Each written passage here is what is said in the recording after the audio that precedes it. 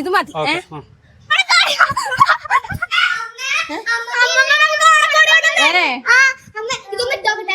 ഇപ്പൊ ഇട്ടോക്കണ്ട.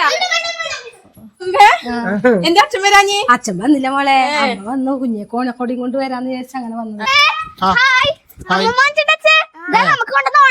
നല്ല രസമുണ്ട്.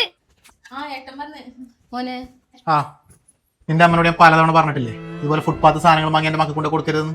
അതിനിപ്പോ എന്തായിട്ടാ? എടി എന്റെ മക്കൾക്ക് ആവശ്യമുള്ള ബ്രാൻഡഡ് സാധനങ്ങൾ ഞാൻ വാങ്ങി കൊടുക്കുന്നുണ്ട് പൈസ കൊടുക്കിട്ട്.